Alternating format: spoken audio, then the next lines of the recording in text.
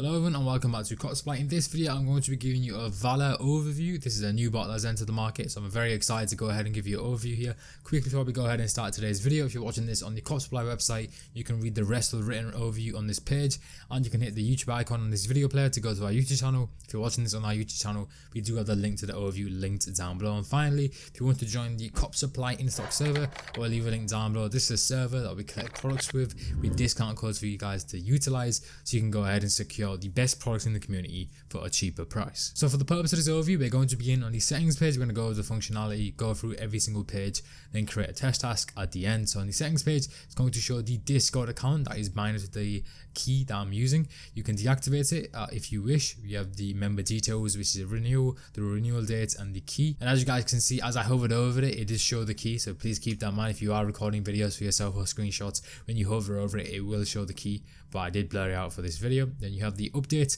The latest version is 1.1.68 at the time recording this video. It is illustrated down there as well. I can hit the check button to go and check for updates.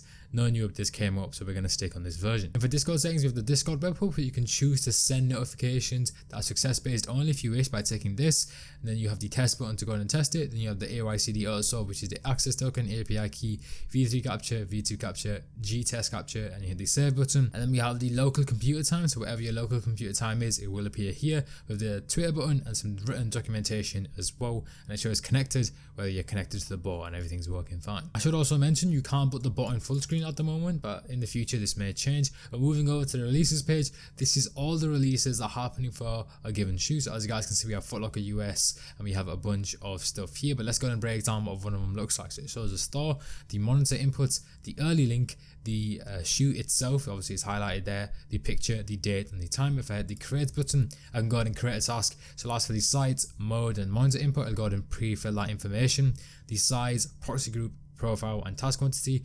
And once you hit add button, it will go ahead and pop up in the dashboard page. I'm not going to do that just yet, just because we haven't created a proxy group, we haven't created a profile, so it makes sense to go ahead and go through that and then we'll create a task. But this is a very, very useful feature. Moving over to analytics, this is analytics based on your activity within the bot. So it will show your total amount spent, your total checkouts, your total declines, and then all your checkouts are segregated into items, size, date, site, price, and order.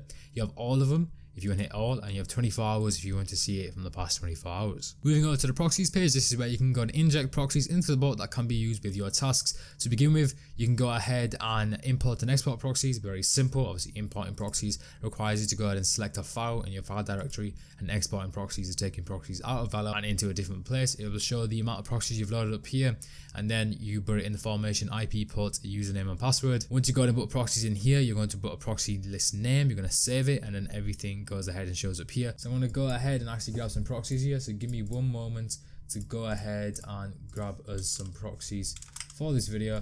I've gone ahead and generated some. Let's go ahead and copy this over, put them over here. Let's just remove the space, and then I'm going to call this a video test, like so. I'm going to hit the save button, and as you guys can see, the list is there. So once you've gone ahead and add the proxy list, you can click the proxy list to go ahead and view it, which show the proxies you've entered, the proxies over here with their status, and you can go ahead and select the site to go ahead and test it on. So I'm gonna hit Supreme, I hit the test button, let's give it a moment.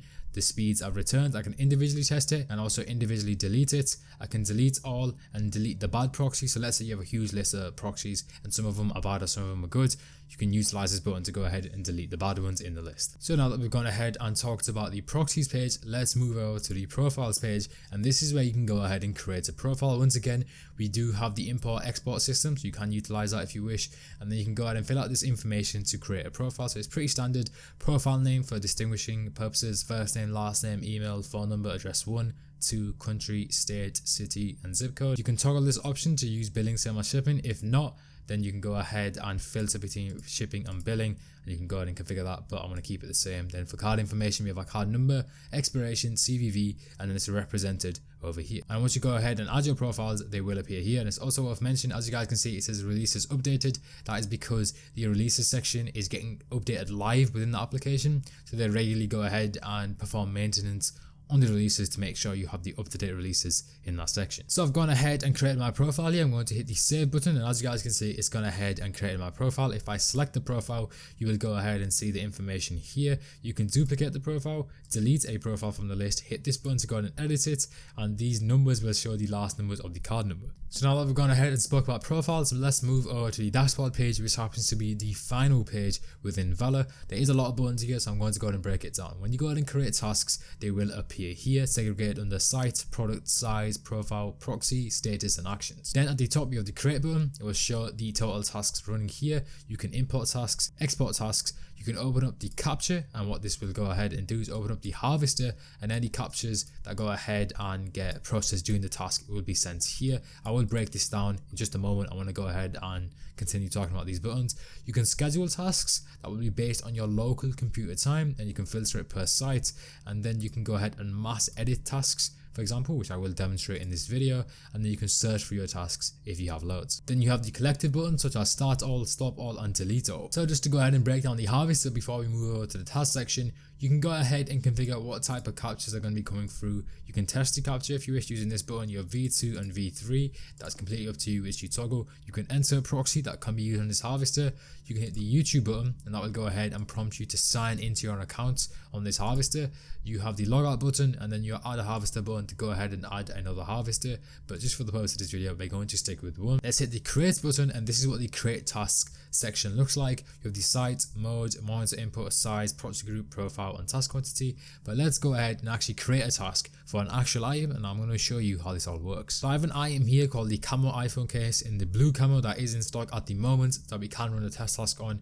Let's just keep in mind the fact there's a camo iPhone case is the blue camo, so we know what to enter for our inputs. Let's go ahead and look for Supreme, and as you guys can see, the task creation section has gone ahead and adapted based on the site we select. So let's say, for example, if I were to hit Foot Locker US, as you guys can see, this is completely different to what this section looks like. So please keep that in mind when you're creating.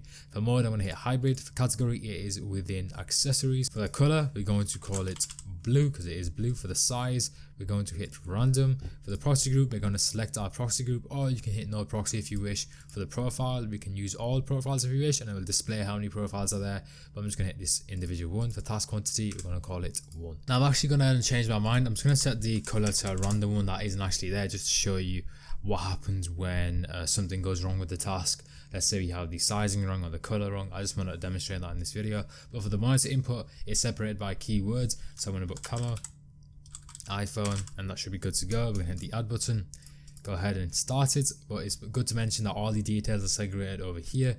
The status is idling because we get to do anything. We have the edit button and the delete button and the start button. So let's go ahead and start it. And as you guys can see, it's going through a bunch of statuses, and it says color unavailable simply because there isn't a red option on the website, but you guys can see how tasks are going to be run within Valor. So that is going to go ahead and conclude the overview at Cop Supply. If you did enjoy it, please drop a like and subscribe if you guys are new. Check out the written overview down below in the YouTube description. I'm going to catch you guys next time. Peace out.